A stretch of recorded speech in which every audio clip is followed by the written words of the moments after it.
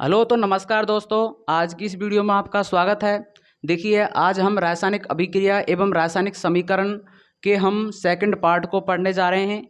इससे पहले हमने पहले पार्ट में पढ़ा था रासायनिक अभिक्रिया एवं रासायनिक समीकरण को पढ़ा था, और हमने वियोजन अभिक्रियाएं, संयोजन अभिक्रियाएं भी पढ़ी थी। और वियोजन के 3 प्रकार यानी प्रकाश अपघटनीय अभिक्रिया, ऊष्मीय अपघटनीय अभिक्रिया और प्रकाश अपघटनीय अभिक्रियाएं पढ़ी थी।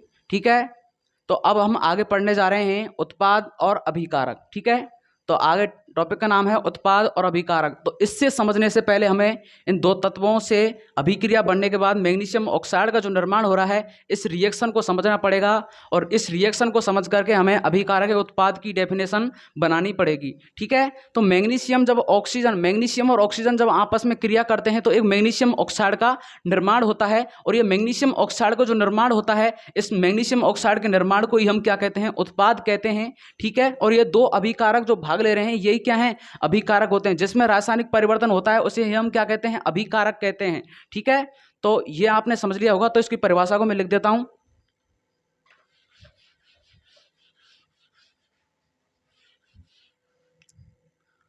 क्या है? उत्पाद।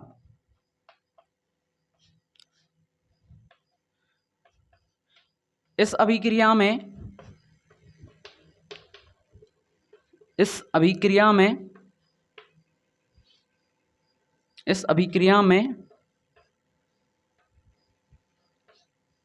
एक नए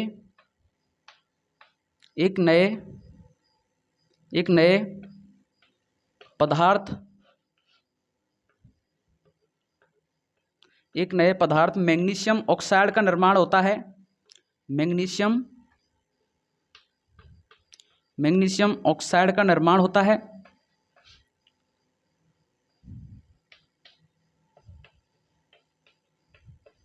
मैग्नीशियम ऑक्साइड का निर्माण होता है, उसे हम क्या कहते हैं? उत्पाद कहते हैं। उसे हम क्या कहते हैं? उत्पाद कहते हैं। और उत्पाद को इंग्लिश में कहते हैं प्रोडक्ट। ठीक है,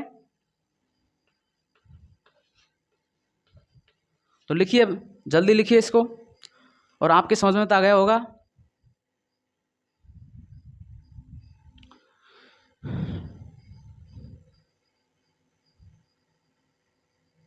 तो आपने लिख लिया होगा, मैं इसको मिटा देता हूं।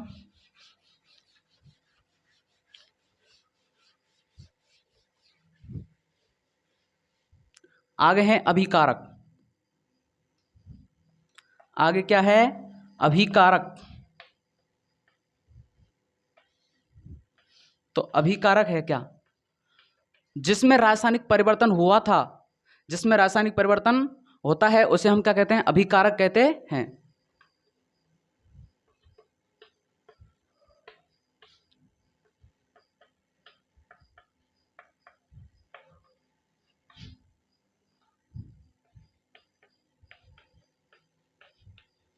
जिसमें रासायनिक परिवर्तन होता है उसे क्या कहते हैं? अभिकारक कहते हैं। उसे अभिकारक कहते हैं। उसे अभिकारक कहते हैं।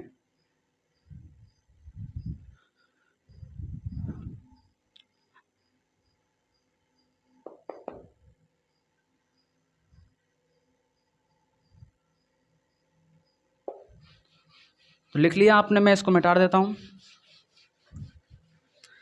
समझ में तो आ रहा होगा आपको, या फिर कोई परेशानी है तो कमेंट में बता दिया करो। ठीक है, कमेंट में बता दिया करो अगर कोई परेशानी है तो।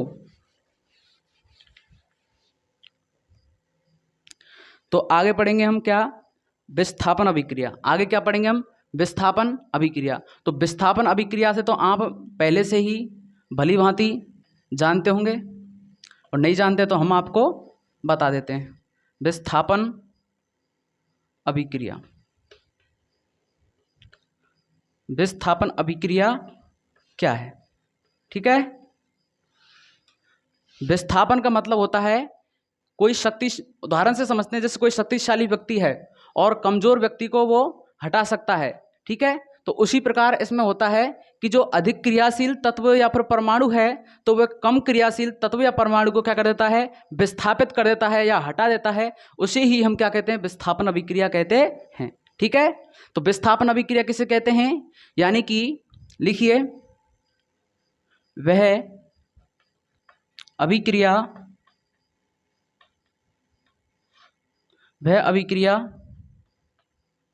जिसमें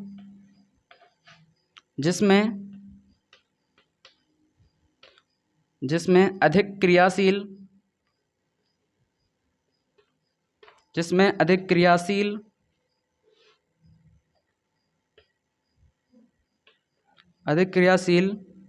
अणु परमाणु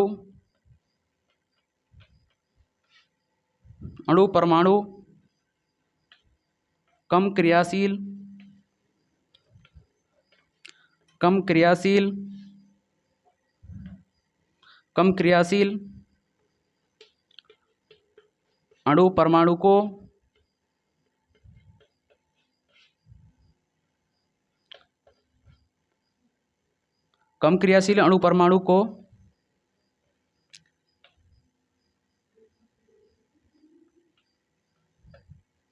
विस्थापित कर देता है।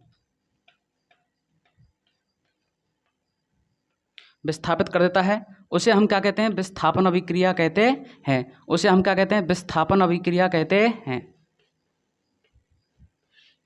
विस्थापन अभिक्रिया कहते हैं।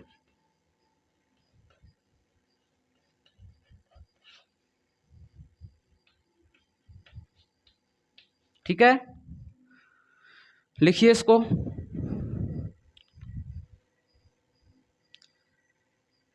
इसका एक एग्जाम्पल है,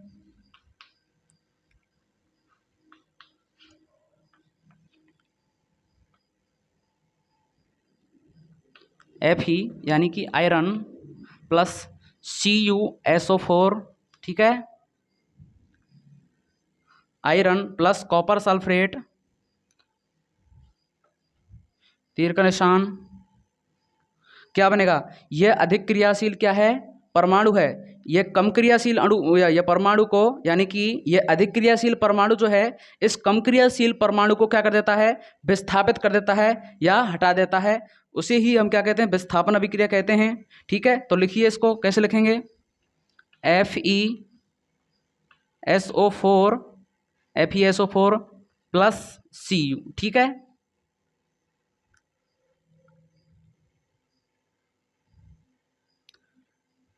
लिख लीजिए जल्दी इसको।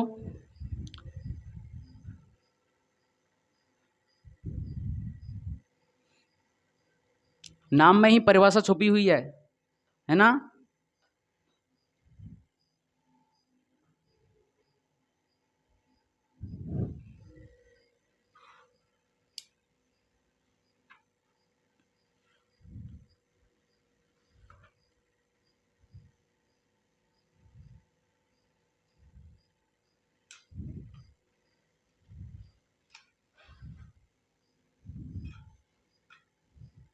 लिख लिया होगा आपने सभी ने, जल्दी किया करो, आप लेट कर देते हो, वीडियो लंबी हो जाती है, बच्चे देखते नहीं हैं। ठीक है,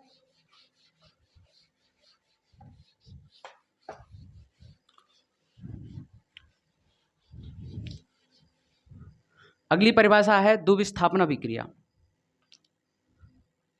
द्विविस्थापन अभिक्रिया, द्विविस्थापन अभिक्रिया।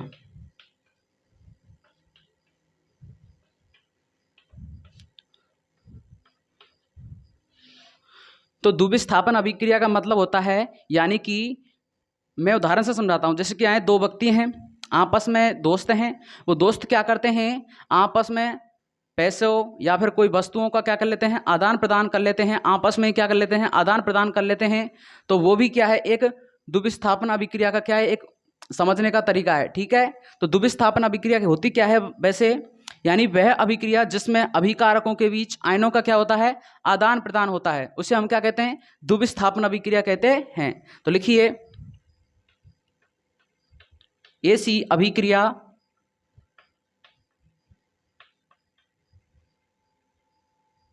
ऐसी अभिक्रिया जिसमें अभिकारकों के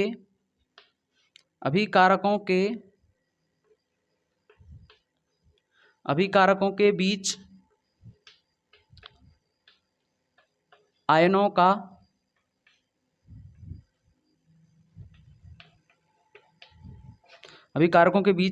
का आदान प्रदान होता है।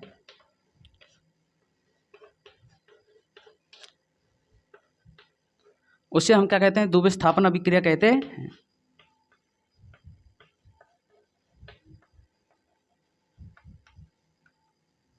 उसे क्या कहते हैं? द्विविस्थापन अभिक्रिया कहते हैं।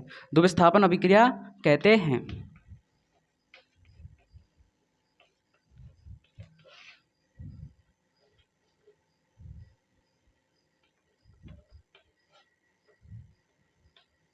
ठीक है, लिखिए जल्दी इसको।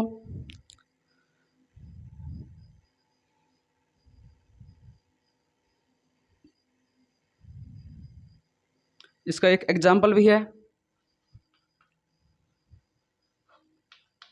ठीक है, तो एग्जाम्पल को भी समझते हैं। Na2SO4 प्लस BaCl, ठीक है। Na2SO4 प्लस BaCl, इसको बोलते हैं सोडियम सल्फेट और बेरियम क्लोराइड। ठीक है, तो रिएक्शन होगी कैसे? देखिए, ये NO2 है, Na2, ठीक है। ये Na2 जो है इसको क्या कर देता है? हटा देता, मतलब इसको आपस में आयनों का आदान प्रदान कर लेता है। ठीक है, तो क्या बनेगा? BaSO4 plus NaCl। ठीक है, आई समझ में? मतलब इसका जो आयन है वो इसको चले जाता है और इसका आयन जो है इसको आ जाता है। ठीक है,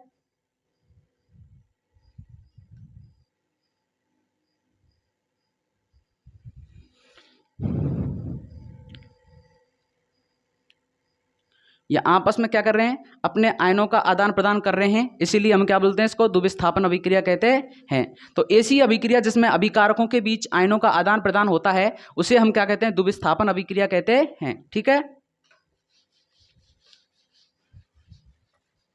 एक बात और है, मेरी बात यह है कि अगर आपने जो मैं ये पढ़ा रहा हूं इसको नोट्स बना करके इसको बार बार रिवाइज किया तो इससे मैं कह रहा हूं, मेरा वादा है एक भी क्वेश्चन बाहर नहीं जाएगा और मैं लास्ट में आपको एक एक इंपॉर्टेंट क्वेश्चन भी बताऊंगा। ठीक है, मतलब एक एक इंपॉर्टेंट क्वेश्चन को छांट करके सभी इंपॉर्टेंट क्वेश्चनों को एक लाइव क्लास के माध्यम से आपको सभी को बताऊंगा। ठीक है, अगर अपने बड़े भाई पर भरोसा रखते हो नहीं तो आपको कभी भी निराश नहीं होने दूंगा। ठीक है, और इस चैनल पर मैथ, संस्कृत और विज्ञान तीनों सब्जेक्टों को पढ़ाया जाएगा। ठीक है, तो अगली है रेडॉक्स अभिक्रिया। अगली अभिक्रिया कौन सी है? रेडॉक्स अभिक्रिया। रेडॉक्स अभिक्रिया, रेडॉक्स अभिक्रिया। तो आप रेडॉक्स अभिक्रिया को समझेंगे। ठीक है, तो रेडॉक्स अभिक्रिया क्या है? तो ऐसी अभिक्रिया जिसमें अपचयन उपचयन, ठीक है, अपचयन उपचयन, मैं अपचयन उपचयन को बाद में समझाऊंगा, थोड़ा सा पहले एक बात सुनिए। रेडॉक्स अभिक्रिया क्या होती है? तो ऐसी अभिक्रिया जिसमें अपचयन उपचयन दोनों अभिक्रियाएं क्या होती हैं? साथ साथ होती हैं, उसे हम क्या कहते हैं? रेडॉक्स अभिक्रिया कहते हैं। ठीक है, पहले इस परिभाषा को लिख लेते हैं, जो आगे हम क्या समझाएंगे? अपचयन उपचयन दोनों को समझाएंगे। ठीक है, तो लिखिए, वह अभिक्रिया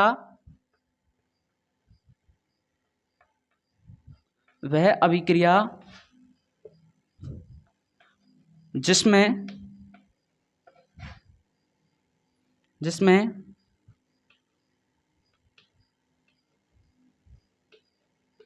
अपचयन उपचयन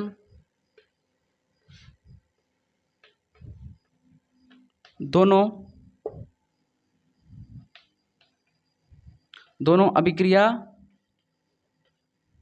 दोनों अभिक्रिया साथ साथ होती हैं, दोनों अभिक्रिया साथ साथ होती हैं,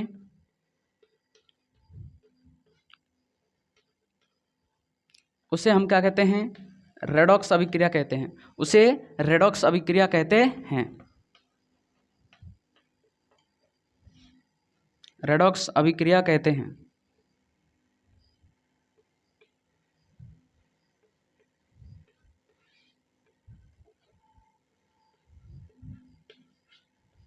रेडॉक्स अभिक्रिया कहते हैं। ठीक है, तो पहले इस परिभाषा को लिखिए, इसमें इसका उदाहरण है, उस उदाहरण को मैं ये बोर्ड में आएगा नहीं, इसलिए मैं इसको मिटा करके जब पूरा समझाऊंगा। ठीक है, तो लिखिए, इसको जल्दी लिखिए।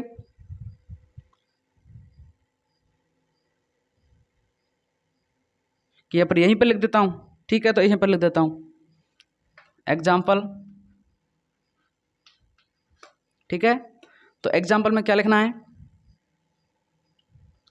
CuO plus H2, CuO plus H2। ठीक है, तो क्या बनेगा? ऑक्सीजन इधर आ गई, इधर इधर से क्या रह गया? Cu प्लस O इधर आ गया, तो H2O, H2O। तो देखिए, इसमें से ऑक्सीजन का निकल जा रही है, मतलब इसमें से ऑक्सीजन को निकलना होता है, उसे हम क्या कहते हैं? अपचयन कहते हैं। क्या कहते हैं? अपचयन कहते हैं। क्या कहते हैं? अपचयन कहते हैं।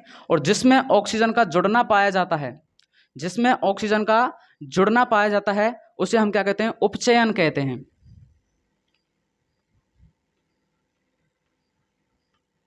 ठीक है, दोबारा सुनिए, ये क्या है? कॉपर ऑक्साइड है और ये H2 है। ठीक है, तो देखिए, इसमें से ऑक्सीजन निकल गई और ऑक्सीजन H2 में जुड़ गई। ठीक है, जिसमें से ऑक्सीजन निकलती है उसे क्या कहते हैं? हम अपचयन कहते हैं, और जिसमें ऑक्सीजन जुड़ती है उसे हम क्या कहते हैं? उपचयन कहते हैं। ठीक है, तो इसको ऐसे कैसे लिख दीजिए, यह इंपॉर्टेंट भी बहुत है, इस बात को याद रखना कि ऐसे क्वेश्चन जो उदाहरण वाले हैं वो ज़्यादा आते हैं, लगभग 2 नंबर का। बहुत इंटरेस्टिंग क्वेश्चन है, इंटरेस्टिंग डेफिनेशन है। ठीक है, तो मिटा देता हूँ, स्क्रीनशॉट ले लिया करो और लिख लिया करो, जल्दी रोक करके वीडियो को लिखना है आप सभी को।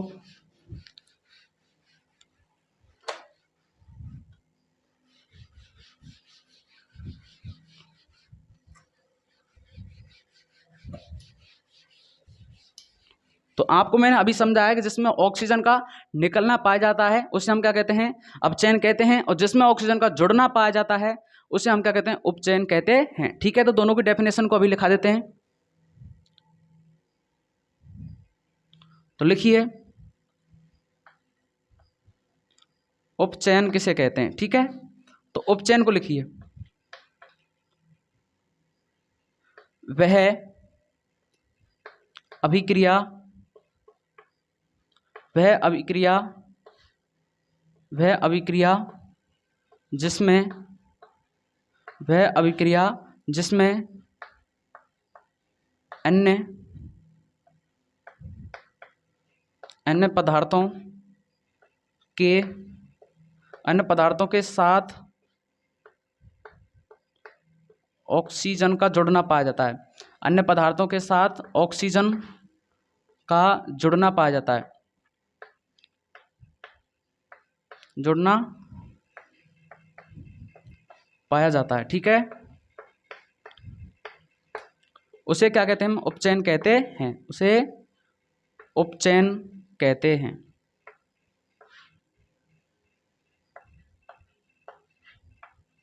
ठीक है,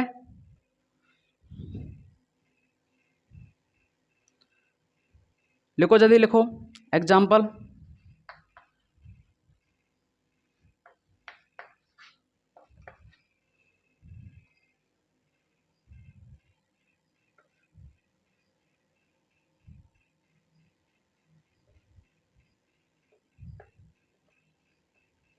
कैल्शियम प्लस ऑक्सीजन मिलके क्या बनाएंगे? CaO, calcium oxide. ठीक है, ये क्या है? उपचयन। ठीक है, लिखो उपचयन। वह अभिक्रिया जिसमें अन्य पदार्थों के साथ ऑक्सीजन का जुड़ना पाया जाता है उसे हम उपचयन कहते हैं। यानी कि ये इसका उदाहरण है, कैल्शियम प्लस ऑक्सीजन मिलकर क्या बनाएंगे? Calcium oxide. ठीक है, लिखिए इसको।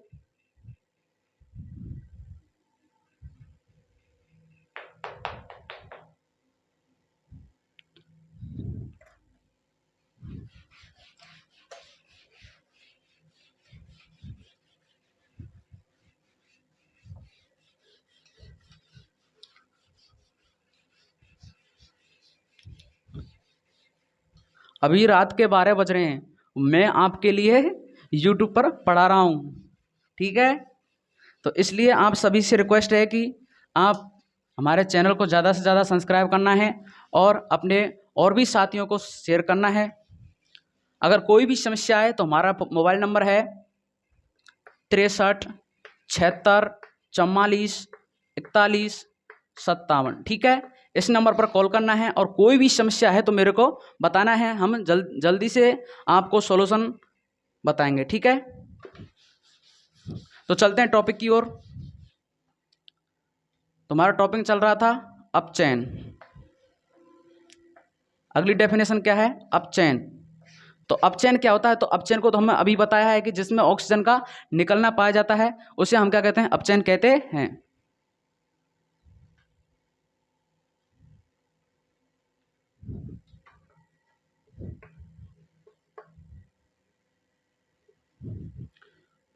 वह अभिक्रिया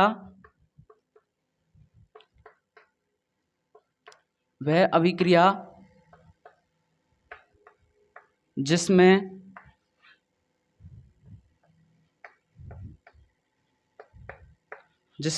ऑक्सीजन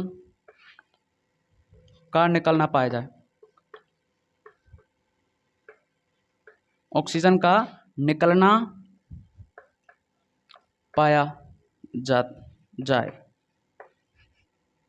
यानी वह अभिक्रिया जिसमें ऑक्सीजन का निकलना पाया जाए, ऑक्सीजन का निकलना पाया जाए। ठीक है, दोबारा सही से लिख देता हूं इसको, पाया जाए। ठीक है, उसे हम क्या कहते हैं? अपचयन कहते हैं।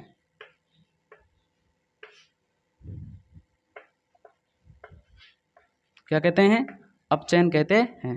इसका भी एक उदाहरण है, एग्जाम्पल।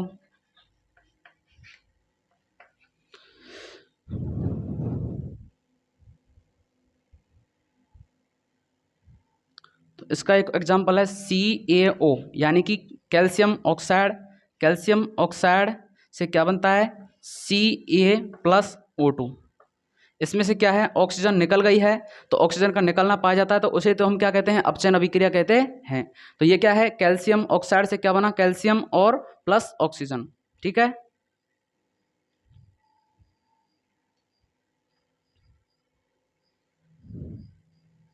तो लिख लिया होगा आपने।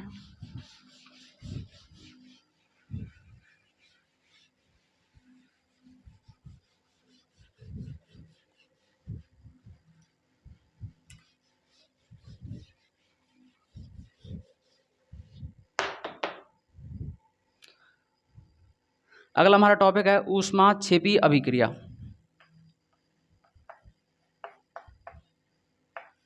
ऊष्माक्षेपी अभिक्रिया।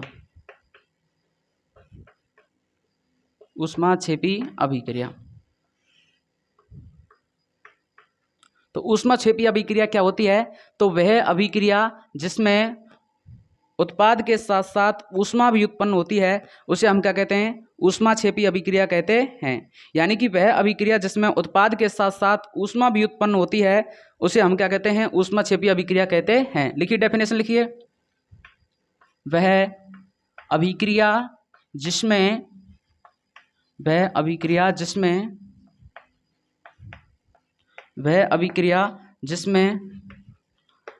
उत्पाद के साथ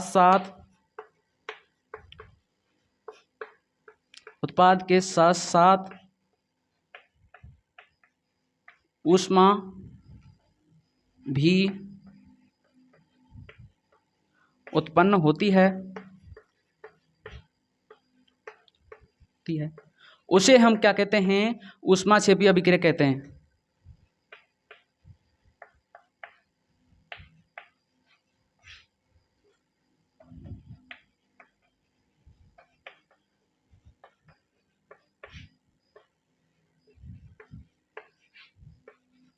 ठीक है, तो लिखिए ऊष्माक्षेपीय अभिक्रिया को लिखिए।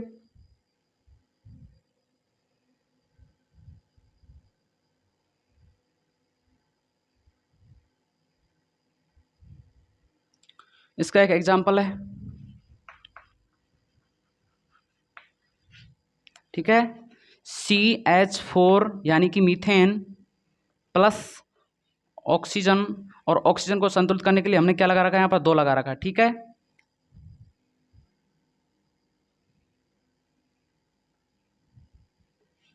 तो क्या बनेगा, देखिए सी है, सी को हमें 2 ऑक्सीजन जोड़नी है, सी को हमने क्या जोड़नी है, 2 ऑक्सीजन जोड़नी है, तो क्या बनेगा CO2।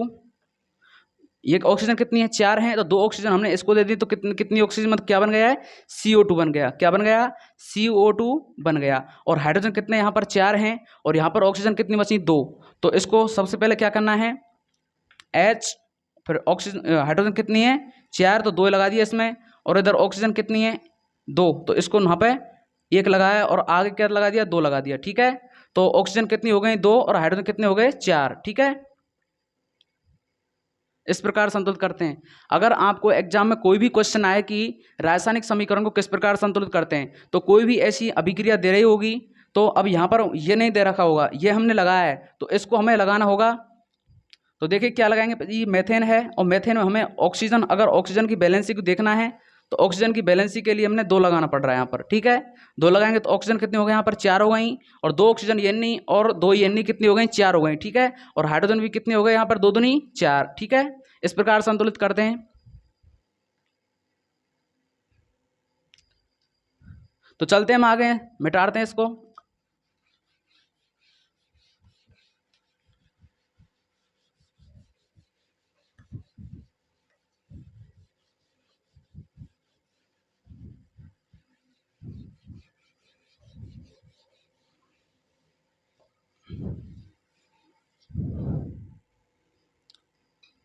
अगली है ऊष्मा शोषी अभिक्रिया। ऊष्मा शोषी अभिक्रिया,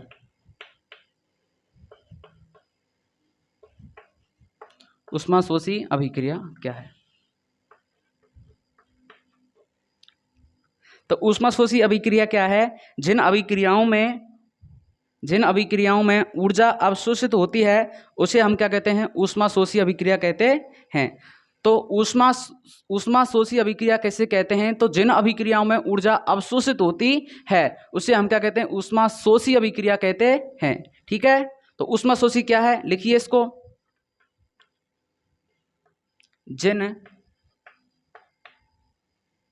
जिन अभिक्रियाओं में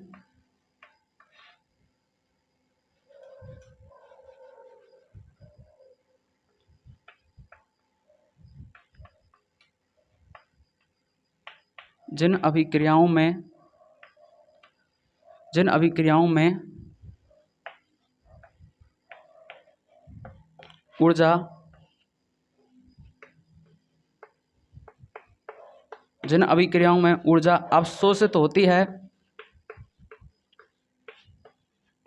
जिन अभिक्रियाओं में ऊर्जा अवशोषित होती है उसे हम क्या कहते हैं, ऊष्मा शोषी अभिक्रिया कहते हैं। उसे ऊष्मा शोषी अभिक्रिया कहते हैं, ऊष्मा शोषी अभिक्रिया कहते हैं। ठीक है, ऊष्मा शोषी अभिक्रिया कहते हैं। ठीक है, आगे आपकी समझ में, यानी जिन अभिक्रियाओं में ऊर्जा अवशोषित होती है उसे हम ऊष्मा शोषी अभिक्रिया कहते हैं।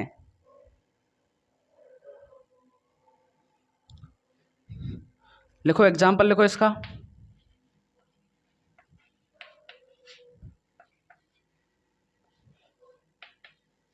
AgCl। ठीक है, AgCl आपको इसी के साथ साथ संतुलित करना भी सीखना है। ठीक है, मैं समझाता हूँ संतुलित कैसे करते हैं, और उदाहरण भी हो जाएगा और संतुलित भी हो जाएगा। ठीक है, तो Ag है और क्लोरीन है, ये दोनों किसके रूप में होते हैं, ऐसे होते हैं, ठीक है। और Cl भी कितने होता है, 2 का होता है। तो देखिए 2 यहाँ पर ये है, 2 यहाँ पर ये है, तो इधर क्या लगाना पड़ेगा हमको, 2। ये क्या हो गया, संतुलित। देखिए 2 ये हो गया, 2 ये हो गया, ठीक है, 2 ये हो गया, 2 ये हो गया संतुलित। ये इसका उदाहरण है। यानी आर्गन क्लोराइड से क्या बनेगा, आर्गन और फिर क्लोरीन, ठीक है, अलग अलग हो गए इसमें।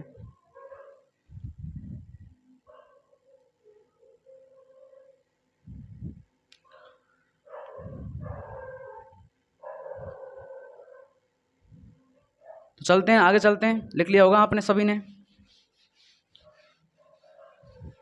प्लीज़ सभी से रिक्वेस्ट है कि वीडियो को ज़्यादा से ज़्यादा क्या करना है, शेयर करना है, अपने सभी दोस्तों के साथ क्या करना है, शेयर करना है। और बेल आइकन को दबाना कभी नहीं भूलना है, ताकि आने वीडियो का नोटिफिकेशन आप तक पहुंच सके। और हम भी यही चाहते हैं कि आप सभी भाई बहन इस वीडियो का फ़ायदा उठाएं, ठीक है। हम आपके लिए रात के समय 12 बज रहा है, ठीक है, फिर भी हम आपको पढ़ा रहे हैं, पसीने से झाँप-झोप हो रहे हैं, लेकिन फिर भी हम आपको पढ़ा रहे हैं, क्योंकि हमें भी अपने भाई बहनों का क्या बनाना है, अच्छी तरीक़ा से रिजल्ट बनवाना है। क्योंकि आपने अब देखा होगा सरकार की स्कीम चल रही है, टैबलेट वितरण योजना। यानी कि जिस भी भाई बहन की 75% से ऊपर है, 75% से ऊपर है, तो उसको क्या मिलेगा, टैबलेट मिलेगा। लेकिन वो भी डिपेंड करता है कि अलग अलग ज़िले की मेरिट लिस्ट अलग अलग जाती है, ठीक है। तो इसलिए आप सभी को 80 से 85 के बीच में बनवाने की क्या रखनी है, उम्मीद रखनी है, ताकि आपको टैबलेट का फ़ायदा उठा सकें। क्योंकि इस टैबलेट में क्या है कि 3 साल का फ्री इंटरनेट भी होता है, ठीक है, और 464 इसकी क्या है, रैम रोम है। तो मैं सभी भाई बहनों से निवेदन करूं कि सभी भाई बहन पढ़ाई पर ध्यान दें और अपने माता पिता का नाम रोशन करें।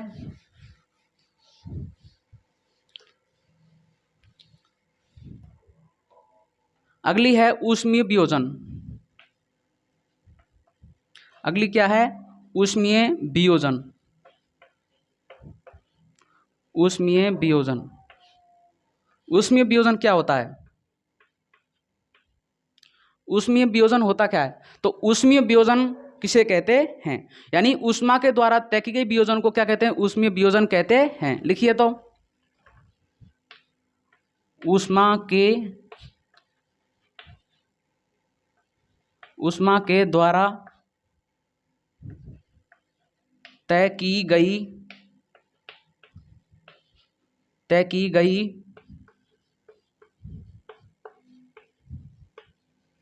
की गई वियोजन को ऊष्मीय वियोजन कहते हैं। तय की गई वियोजन को ऊष्मीय वियोजन कहते हैं, ठीक है। यानी ऊष्मा के द्वारा तय की गई वियोजन को ऊष्मीय वियोजन कहते हैं। लिखिए इसको,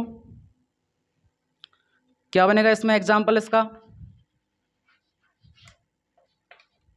CaCO3, यानी कि कैल्शियम कार्बोनेट से क्या बनेगा, CaO प्लस CO2, ठीक है, कैल्शियम ऑक्साइड, कार्बन डाइऑक्साइड, ठीक है।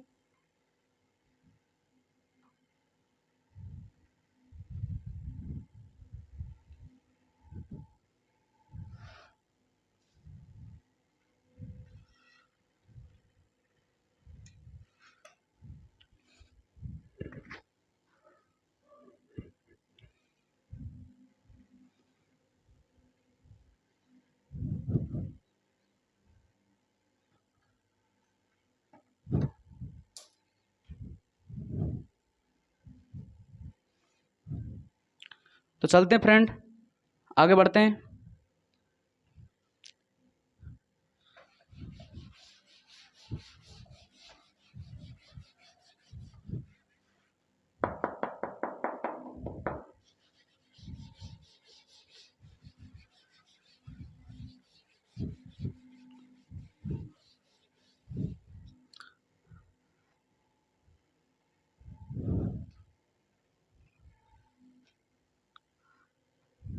तो आगे चलते हैं, अगला टॉपिक है हमारा संक्षारण।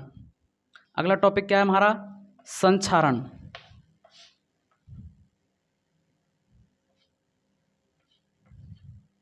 अगला टॉपिक क्या है, संक्षारण। तो संक्षारण होता क्या है, आपने देखा होगा कभी लोहे जब वायु में रखा होता है, खुला रखा होता है, तो उसमें धीरे धीरे काले भूरे रंग की क्या चढ़ जाती है, परत चढ़ जाती है। तो वो भी एक क्या है, संक्षारण का ही प्रकार है। ठीक है, संक्षारण चांदी में भी हो सकता है, तांबे में भी हो सकता है, लोहे में भी हो सकता है, प्रत्येक वस्तु में हो सकता है संक्षारण। ठीक है, लेकिन इससे बचाने के लिए हम क्या कर सकते हैं, जस्ता का लेपन कर सकते हैं। ठीक है, लेकिन संक्षारण की अब डेफिनेशन को लिखिए। संक्षारण की डेफिनेशन को देखिए। संक्षारण की डेफिनेशन कहती है कि जब कोई धातु अम्ल, अर्द्र आदि के संपर्क में आती है तो वह संक्षारित होना चालू कर देती है, यानी कि उसमें जंग लगना स्टार्ट हो जाता है। उसे ही हम क्या कहते हैं, संक्षारण कहते हैं। तो संक्षारण की परिभाषा लिखिए। जब कोई धातु अम्ल, अर्द्र, वायु, नमी के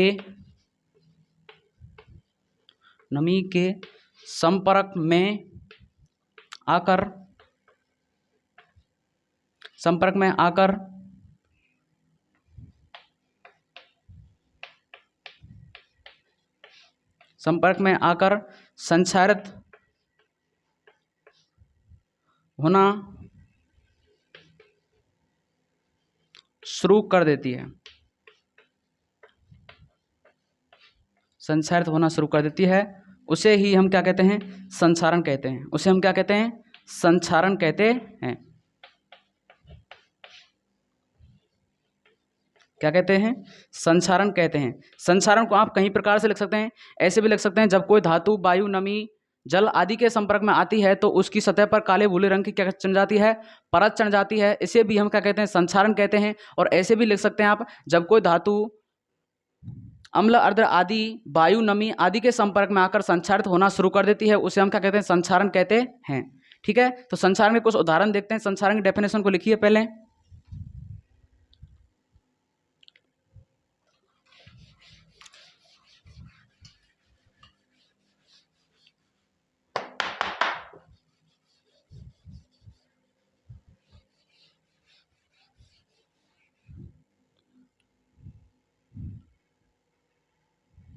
देखिए संक्षारण,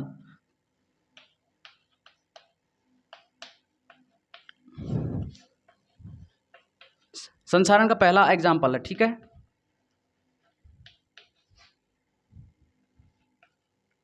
पहला एग्जाम्पल है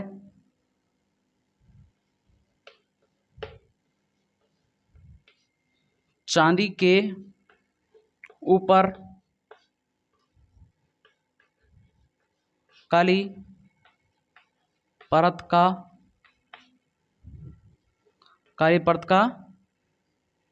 चढ़ना। चांदी के ऊपर काली परत का चढ़ना किसकी वजह से होता है, सिल्वर सल्फाइड की वजह से।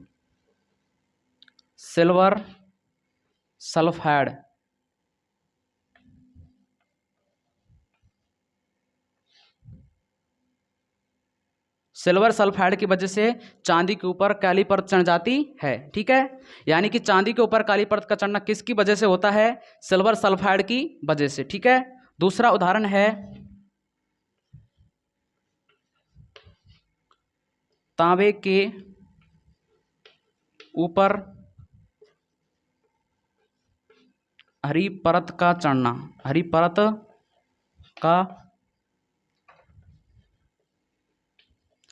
का चढ़ना किसकी वजह से होता है, कॉपर कार्बोनेट की वजह से।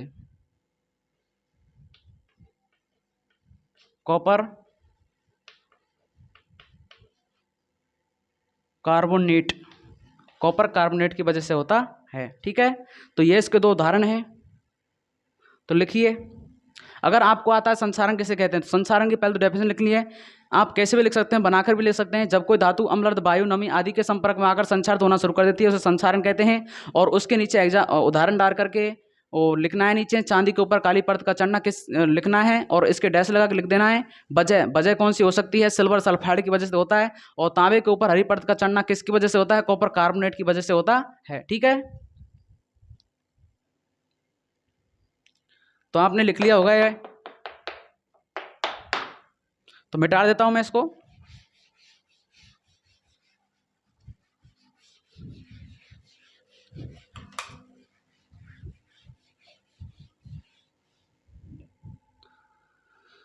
अगला है विकृत गंधता। अगला क्या है? विकृत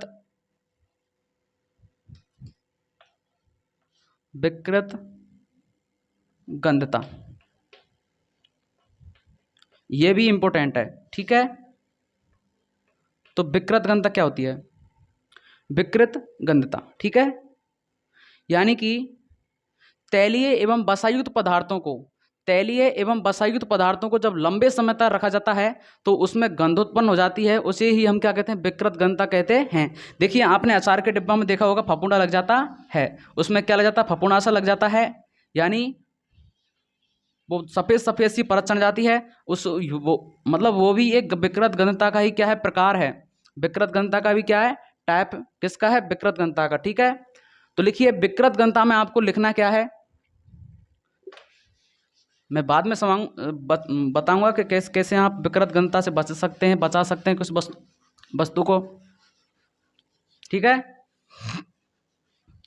विकृत गंधता से बचाने के कुछ उपाय बाद में पढ़ेंगे, पहले इसकी डेफिनेशन लिखते हैं।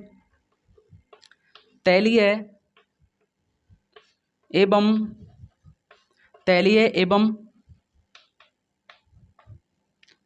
एवं वसायुक्त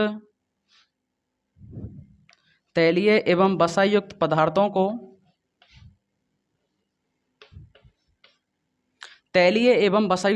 को जब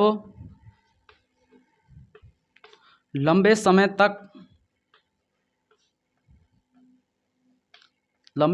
तक रखा जाता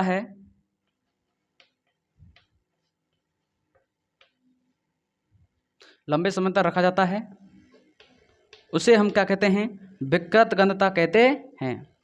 क्या कहते हैं? विकृत गंधता कहते हैं, ठीक है। विकृत गंधता को जल्दी लिख लीजिए, हम इसको बाद में उपाय बताएंगे, ठीक है। तो विकृत गंधता किसे कहते हैं? तैलीय एवं वसायुक्त पदार्थों को जब लंबे समय तक रखा जाता है तो उसमें गंध उत्पन्न हो जाती है, इससे हम क्या कहते हैं? विकृत गंधता कहते हैं। लिखिए विकृत गंधता को जल्दी लिखिए फटाफट।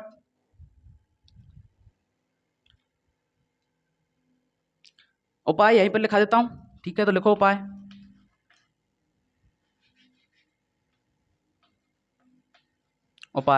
तो उपाय, पहला उपाय है नाइट्रोजन युक्त। क्या होना चाहिए? नाइट्रोजन युक्त।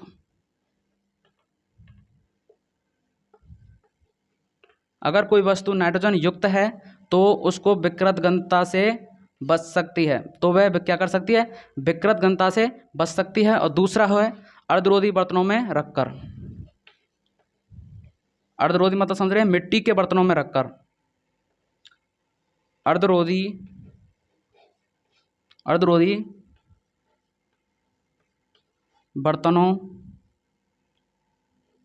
बर्तनों में रखकर, ठीक है। और तीसरा उदाहरण है, मतलब तीसरा उपाय है प्रतिऑक्सीकारक मिलाकर। क्या है? प्रतिऑक्सीकारक मिलाकर।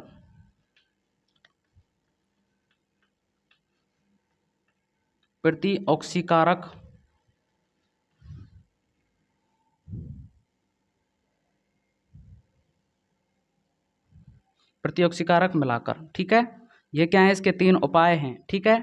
तो विकृत गंधता से बचाने कितने उपाय हैं? 3 उपाय हैं। नाइट्रोजन युक्त होना चाहिए, अर्धरोधी बर्तनों में रखकर बचा जा सकता है, प्रतिऑक्सीकारक मिलाकर के भी बचा सकते हैं। लिख लीजिए, इसको मैं मिटा रहा हूं, आप स्क्रीनशॉट ले लिया करो या फिर उसको बैक ले लिया करो, ठीक है।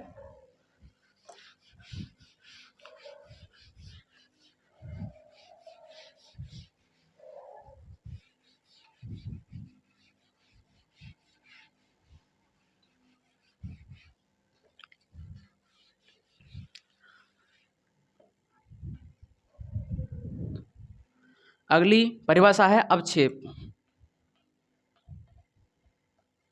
क्या है? अवक्षेप। और अवक्षेप को तो आप जानते होंगे। अवक्षेप को मतलब मैं समझाता हूं। जैसे ये क्या है, मतलब आप क्या करोगे, कल अगर आपको एक्सपेरिमेंट करना है तो आप क्या करोगे? एक कटोरा या फिर कोई बाल्टी लेना, उसमें पानी को पटकना और पानी में थोड़ा सा क्या पड़ना है? घी या फिर तेल। तो आप देखेंगे कि वो घी या तेल जो है वो अलग तैरता हुआ नजर आएगा। ठीक है, तो वही क्या है, एबले पदार्थ है। जो जल में एबले है उस एबले पदार्थ को अवक्षेप कहते हैं, और जिसमें अवक्षेप का निर्माण होता है उसी हम क्या कहते हैं, अवक्षेपण कहते हैं। ठीक है, तो लिखिए अवक्षेप क्या है, जो जल में एबले है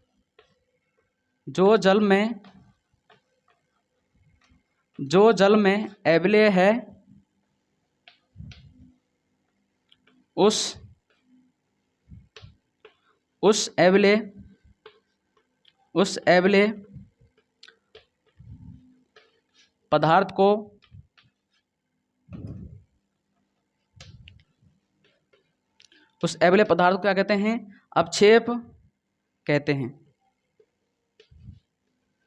ठीक है, जो जल में एबले है उस एबले पदार्थ को अवक्षेप कहते हैं, और जिसमें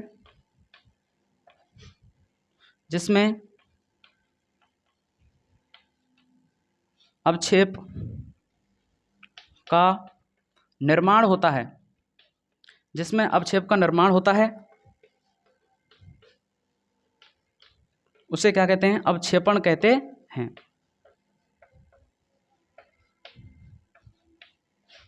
अवक्षेपण कहते हैं। तो अवक्षेपण क्या है, जिसमें वो एबले पदार्थ है वो तैर रहा है या फिर रह रहा है, तो जिसमें वो रह रहा है तो उसे हम क्या कहते हैं, अवक्षेपण कहते हैं, और जो तैरता हुआ नजर आ रहा है उसको क्या कहते हैं, अवक्षेप कहते हैं।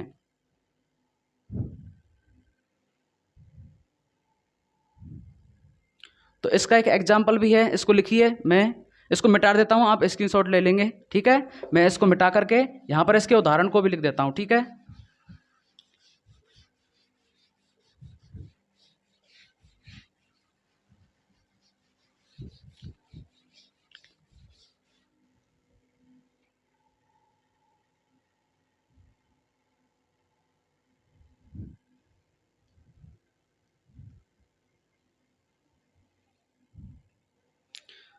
तो इसका एग्जाम्पल लिखोगे, लिखो एग्जाम्पल। ठीक है, तो NaCl क्या है, NaCl प्लस AgNO3 क्या है, AgNO3। ठीक है, तो इससे क्या बनेगा, NaNO3 यानी कि सोडियम नाइट्रेट, और प्लस में क्या बनेगा फिर, AgCl क्या बन जाएगा, AgCl। यहां पर जगह नहीं है इसलिए मैंने इसको नीचे रख दिया। ठीक है, तो ये क्या है, सोडियम क्लोराइड, प्लस में क्या है, आर्गन,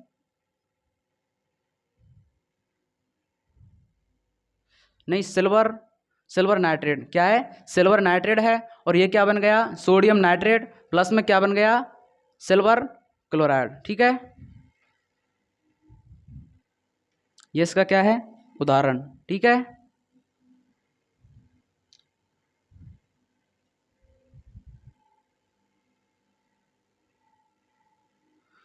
तो चलते हैं, वीडियो को खत्म करते हैं। ठीक है, अगली वीडियो में इसके क्वेश्चन आंसर हैं, इस पार्ट के जो इंपोर्टेंट क्वेश्चन आंसर हैं, उस पार्ट के क्वेश्चन आंसरों को हम थर्ड भाग में बताएंगे। ठीक है, और जो इंपोर्टेंट हैं उनको समझाएंगे और उनको लिखाएंगे, उन्हीं को आपको याद करना है, फालतू नहीं करना है। ठीक है, तो चलते हैं।